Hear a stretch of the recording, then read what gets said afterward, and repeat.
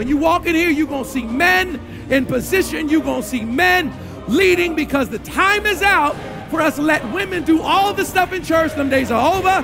It is time for men to stand up and be counted. I'm Joshua. I need soldiers.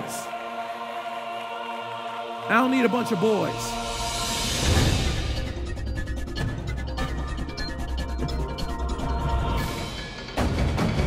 Ever wonder, how does the word apply to your life?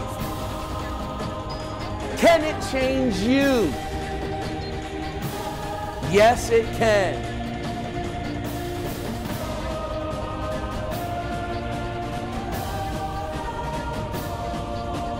The Word of God can change your life.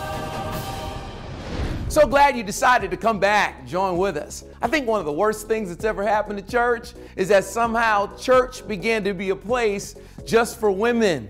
But I'm trying to talk to the guys. We need men to stand up and be counted. In this world, in this culture, in this society, we need fathers to be fathers. We're facing a fatherless crisis here, and we need real men to step up and be counted. That's what we're talking about today. We're saying, men, gentlemen, are you what you're supposed to be? Are you bringing it the way you're supposed to bring it? I want to challenge you right now. I want to tell you, what does it take for you to be a real man? What does it take for you to really stand up and be the man that God has called for you to be, to lead your family, to lead your community, and to actually step into your rightful place? Stay tuned. That's what we're going to talk about today. The title of my message this morning is Real Love, Husbands. Real love, husbands. I love this passage here in Mark chapter 12, this conversation that is happening between Jesus and this teacher. Really, I love the fact that it says at the beginning that Jesus and the teachers of the law are debating. So one of the teachers of the law comes and hears them debating and then decides to ask Jesus a question, and he asks him a question that Jesus gives a pretty good response to. I don't know if the man asking the question expected that response, but he does ask Jesus a question, and it just makes me think to myself, number one, when I look at that passage, I think we have to be very careful, and it's one of the things that can happen when you're a church-going person and you're faithful and you're consistent and you start to really get a relationship with God. You have to be careful that you don't just get all caught up in theological deepness to be discussed and argued about. A part of what we've got to do, according to Jesus, is we've got to love others the way we love ourselves. Now, when I saw that passage, it reminded me of this passage here in Ephesians chapter 5, which I read, in which the Apostle Paul is saying that husbands, you got to love your wives as you love your own self. So as we're here in the beginning, and last week, my wife spoke first in all three services as we're talking about real love and talking about loving yourself. I wanted her to go first. Ladies first. I wanted her to speak, and she did a great job and really did communicate to everyone, especially to the single women, because we don't want anybody in here. We don't want the single women in the church to feel like we're saying, oh, World Overcomers, they just a church about marriage. All they're trying to do is pressure you in to be with somebody, and it's not for single people, and they don't care about single people. That is not the case.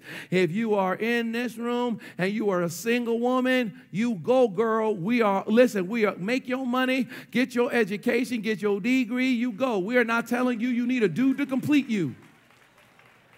We are not telling you your life starts when you get somebody.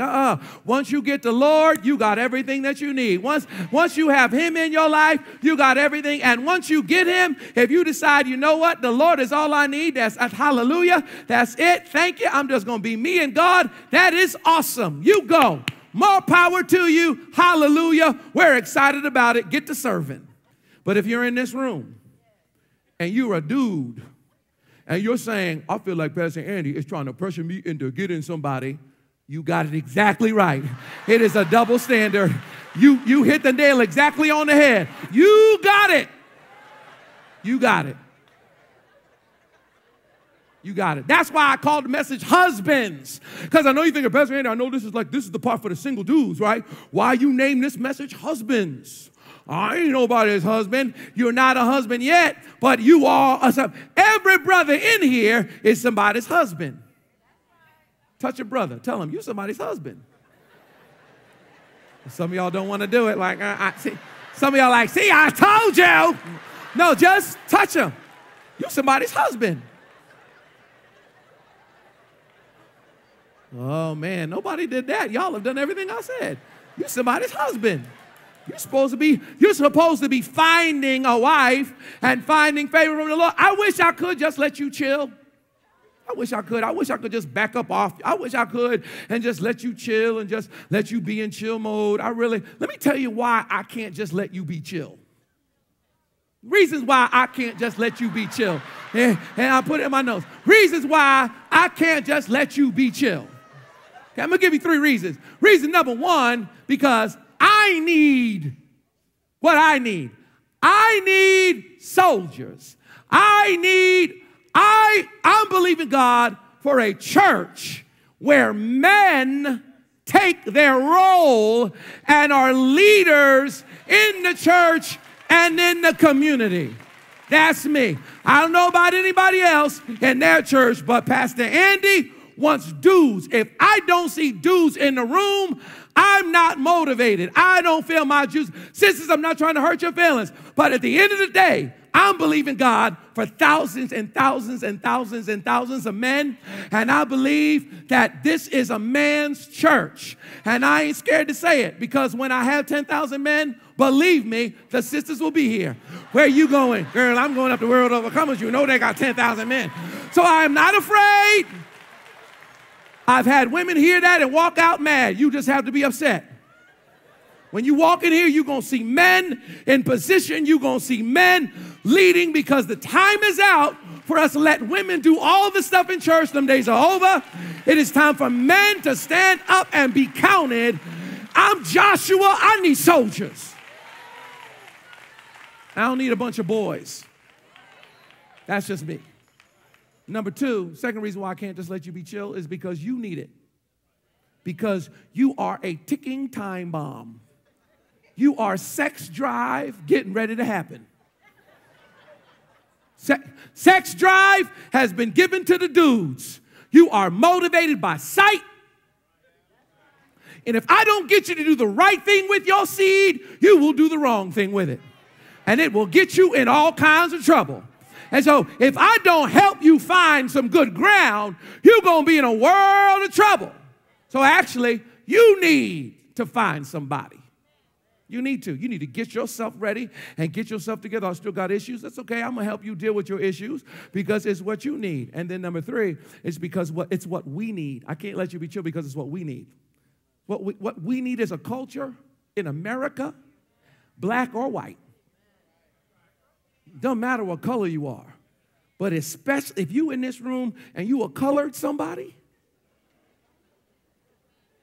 I'm not trying to leave anybody out, but most of the folk in here, there's some white folk in here, holla, keep on coming, please, y'all keep coming. But my point is the black, you black folk in here, black folks is in trouble. And what we need is we need men, not boys. That's what we need. We need men, not boys. We need fathers. We need men, not dogs. We got enough roo, roo, roo. If I hear one more roo, roo, I feel it. I understand it. It's fun, but we don't need dogs. Dogs is not what we need. We need men, not dogs. We need fathers, not friends. We need husbands, not boyfriends. It's enough going together. We together, we going together. No. We need, what we need as a culture is we need some stability in the family. And what the enemy has done is he has broken the family down by simply getting us to become lacking in our morality. Free love, there is no such thing as free love. But the free love movement has messed up the family so deeply that now, especially us, we're in trouble as a culture.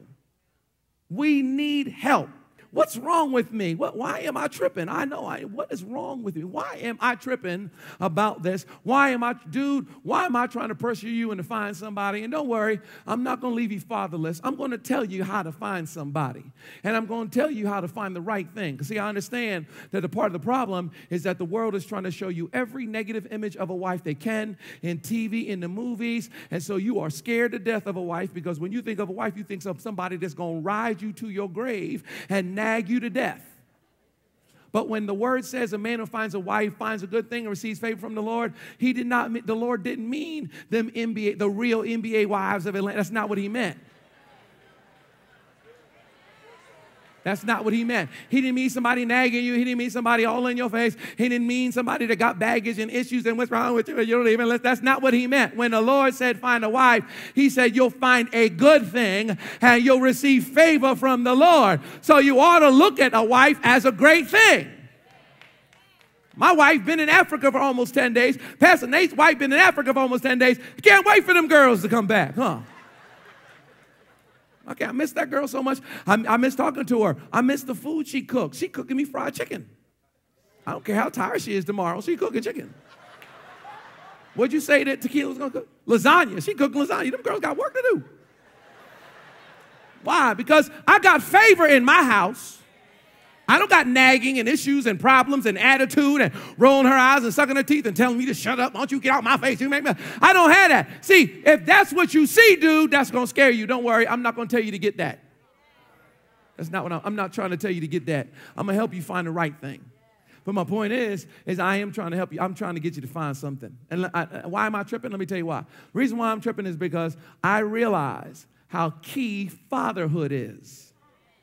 And if you don't realize it, let me just break it down for you. Because I saw this article just the other day. It was something on the news about a 6-year-old girl who was arrested. The police came and cuffed her and took her to jail. 6 years old. Because they could not control her. She was in the principal's office. She pulled stuff down off the walls. Something hit the principal. The principal got hurt. They had to call the police and come arrest a 6-year-old girl.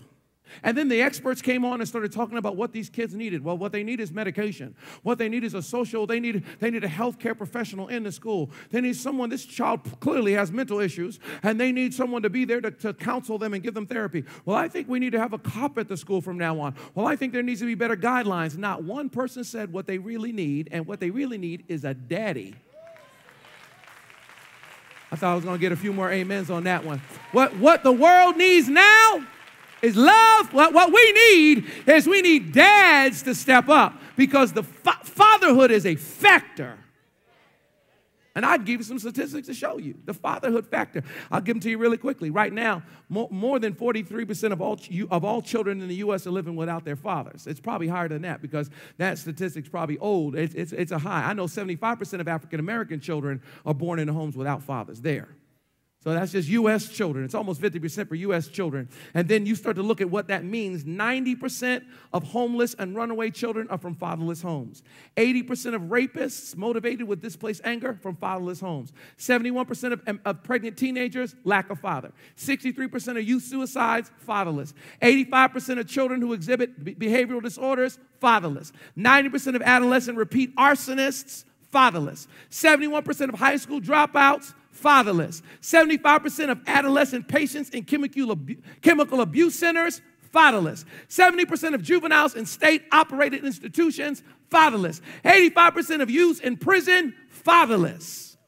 Fatherless boys and girls are twice as likely to drop out of high school, twice as likely to end up in jail, 4 times more likely to need help for emotional or behavioral problems. Daughters of single parents without a father, 53% of them are more likely to marry as teenagers, 711% more likely to have children as a teenager. That's not a misprint. 711% more likely to have a child as a teenager. If you're a girl, then there's no father there. 164% more likely to have a premarital birth, and 92% more likely to get divorced themselves. And so, as much as mamas Praise God for you. Y'all are doing it as best you can. You're holding it down as best you can. But they shouldn't be holding it down all by themselves, my brother.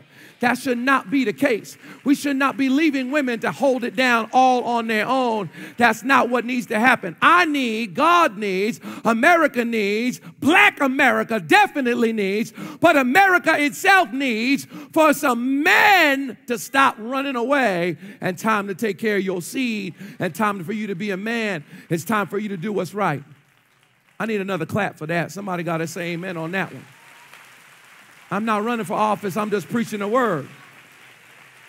What the Lord is saying is he's saying that when God sees you, that's why I said husbands, when God sees you, he sees you as that with that husband potential. He sees you with that father potential because God understands how powerful a father is. God understands how awesome it is and what a great responsibility, but also how much of a need it is for these young people to have fathers in their lives. And, you know, quite honestly, beloved dudes, you know, the truth of the matter is that there was a time in human history, definitely in biblical culture, but even in human history, there was a time when the only way for you to really have sex, especially in a biblical culture, and of course, sex is an awesome thing, and God connected it, and God gave us a drive. God gave men especially a sex drive that's motivated by sight. So God did that. It's not the devil, it's the Lord who did that. But there was a time when the only way for you to really have sex and experience that was when you were married. Families had their virgin daughters on lockdown. Unless you were going to go get a prostitute, which was forbidden, especially within biblical culture. If you weren't going to do that, so really the only way for you to have the ultimate experience was for you to have your act together. I was talking to a young man, he was 20, and I said, dude, what are you going to do with your life? And he was like, man, I don't even know. I'm trying to figure it out. I said, dude, don't you want a wife?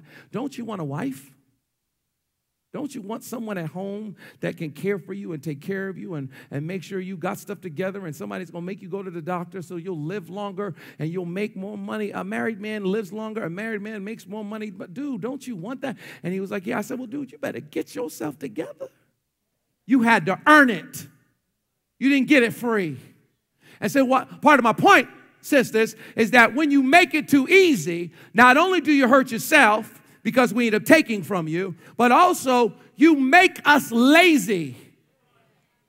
We don't work as hard. We don't get stuff together because y'all are easy. The ultimate thing is it's easy. It's not hard. See, if y'all make it too easy, then dudes don't work. If you do all the calling, then dudes don't work. And it has affected us as a culture. And so a part of what has to happen is, gentlemen, we have to earn it. I want you to earn it. Look at somebody, tell them earn it. Look at somebody else, tell them earn it. You get that, wife, when you stand in front of everybody, I want you to feel like I earned this. I earned this. I didn't take this, I earned this. You want to take something? I'll tell you what you can take. I'll give you a couple things you could take. Number one, and what I'm saying is you're going to love your wife the way you love yourself. I want you to love yourself right. And you take these things, you'll take care of you. And if you take care of you, you'll qualify yourself to take care of somebody else. Number one, you want to take responsibility. Responsibility and authority go together. Dudes want to be respected. Women want to be loved. Guys want to be respected. I know that women want to be respected too, and men want to be loved too, but men want to be respected first. Don't talk to me like I'm a child. Don't talk to me like I'm a kid. Give me respect. You want authority? You want authority goes with responsibility. You have to take responsibility to have authority. So you have to take some responsibility. Micah 6:8 says, he has shown thee, O man, what is good, and what doth the Lord require of thee, but to do justly, and to love mercy, and to walk humbly with your God. You got to take responsibility for your own soul. You got to take responsibility for your own relationship with God. You shouldn't have to marry a girl for her to help you to get your spiritual life together. Now, I mean, if she does, hallelujah. But the truth of the matter is that you should have known the Lord for yourself. You ought to have a prayer life on your own. You ought to already have a relationship with God because you're supposed to be the spiritual priest of your house. And you need to have conversations with the Lord for him to help you to pick the right person, because if you're not careful, you will get all caught up in the wrong thing. And the Lord knows stuff about her that you don't know. So you need to have a responsibility when it comes to your relationship with God. You need to know where your soul is. You need to take responsibility when it comes to your career and your education. So that when you step into the relationship, you have taken responsibility and you know who you are and you're taking charge because you've already been taking responsibility. And it'll actually help you make a better decision, son, because if you can make the choice not based on need, then you're actually going to be in a better place. If you get with a girl, goes, oh, she got a job and she got a car, you know what I'm saying? Why don't you have a job? Why don't you get a car? That way you're not making that choice based on that.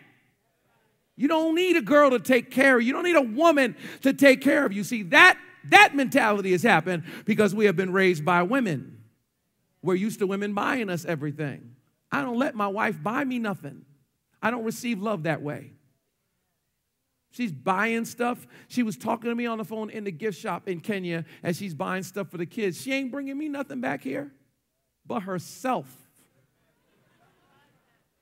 She got all the gift I need. Come on. She got all the... But I have established, I've been 21 years, I've established with her quite firmly, babe, I don't expect you to buy me stuff. I'm not a child. I'm not a little kid for you to buy me clothes. I'm a man. I'm a grown man. I'll buy you something. I need a brother to know what I'm talking about. I got you. Not taken from you, I'm given to you. You got to take responsibility. I'm not trying to hurt anyone's feelings, but I know just by looking at it statistically that the deciding factor most of the time is a man there in the home. If we're talking about graduating from high school, if we're talking about kids incarcerated, if we're talking about pregnancy and teenagers, the dad, that man, gentlemen, you are the deciding factor. You have got to stay in your child's life. You have got to maintain a connection with them. And we've got to get back to a place in which the family is the father and the mother coming together, keeping that relationship and making sure that we are there for our children. How do we do that? How can I be the real man that I'm supposed to be? That's really hard to do. That's a lot easier said than done. You don't know what I'm dealing with. You don't know what I'm going through. Listen, I feel you. I understand. It's not easy. And we're being bombarded from everywhere. All of these distractions to try to stop us from staying committed and connected. How do you do that? I've got the answers. I can tell you. This Real Love series, I can tell you how to be the husband you're supposed to be. Stay tuned. The announcer's about to come back. He's going to tell you how to get the series. But you want to stay connected with us. Next week, gentlemen, we're going to be talking about it. How to be a man of God in the 21st century. And how to make sure that you are in your place in life. Because we want you to be successful, gentlemen. We want you to know that you are the man that God made you to be. So that you can have confidence in Him and confidence in yourself. Stay tuned. We'll be right back.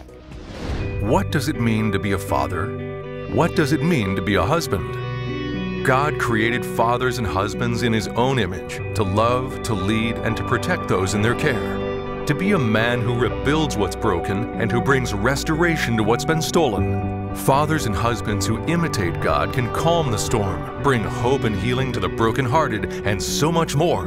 But in today's chaotic world, TV, movies, and the media have moved men away from the steering wheel and into the back seat, having them believe that it's okay to be less than God says they should be. True men fulfilling a mandate in their marriages and with their families in their homes. The time is now for you, husbands and fathers, to recognize who God says you are supposed to be and step back into your rightful place of leadership where God's will becomes real. And today, Pastor Andy Thompson is going to show you how. You want to get this series? I'm telling you, it's going to change your life. It's going to help you to see what your role is, who God has called you to be, so that you can have exactly what you're supposed to have in your marriage. Today's broadcast was just a small portion of Pastor Andy's complete revelation on how to restore godly fathers and husbands. When you order the complete Real Love collection, you'll get the unedited full-length teaching you heard in part today, but you'll also get 15 more full-length messages, all on DVD, loaded with teaching that will literally transform your life. Discover the value of husbands and fathers, how to be strong and lead, what leadership will instill in children, and how to build a home that prospers in every way. In this riveting series, you'll also discover how God made man and for what real purpose. You'll laugh and cry as Andy Thompson breaks down why we win and how we lose, and how to bridge communication gaps by showing men the secret to understanding how women think and how to speak to them as real husbands. And also, this 6-DVD, 16-message collection includes exclusive bonus material not found anywhere else. If you're a wife to a husband or a mother to his children, then this series will help you unlock the secrets to total life prosperity, equipping you with the insight and empowerment to help encourage your man to move into his place, shaped and patterned after the image of God. And men, no matter who you are, where you live, or where you've come from, today Andy Thompson is going to walk you through the steps to overcome pain, move past your past, and gain a true understanding of the grace and true love of God, to enjoy life and live like the warrior God created you to be. All this and more in this jam-packed DVD series. But that's not all. Pastor Andy also wants to send you his breakthrough book, Real Love. Whether you're searching for your soulmate or reigniting the romance in your marriage, Pastor Andy will give you practical wisdom on how to grow that love stronger and deeper than you ever thought possible.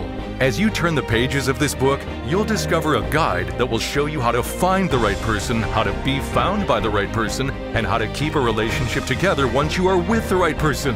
This book will show you how to have the relationship you've always wanted with God and with others. Relationships built on real love. If you're married, then this book is for you. If you're looking for love and can't find it, this book is for you. And if you're simply just trying to understand love as God says it is, Andy Thompson in his book, Real Love, will show you how. Pastor Andy has spent 20 years of ministry perfecting the principles captured in this exclusive collection, normally valued at over $100. But when you call today, you'll get the Real Love series, all 16 messages on DVD, including the message you heard today, plus the Real Love book, all for your small love gift of only $50. That's a 50% discount off the regular price. You'll get hours of content delivered in Pastor Andy's unique and infectious teaching style. But wait, this offer just got better. If you call right now and let us know you're ready to step into Real Love, Pastor Andy will discount this entire series another $15. Now, you'll get the complete 16-message Real Love series containing hours and hours of teaching for living your best life and the Real Love book for your gift today of only $35.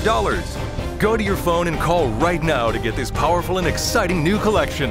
Put yourself on the path to the abundant life, meaningful relationships, and renewed passion when you discover how to live in real love. And when you call, ask our operators how you can get more exclusive teaching on this Real Love for your collection. Don't wait, call now. I know it's not easy. Many of us, we didn't have fathers. And so we're wondering, how can I do this? And for many of you, maybe I'm going to be that father to you. Maybe I'm going to be the one that gives you that male perspective that says to you, hey, this is what we're supposed to do. Hey, let's walk the journey together. Let's stay connected to one another. You know, follow me on Twitter, Pastor Andy WOCC. Connect with me online at PastorAndy.com.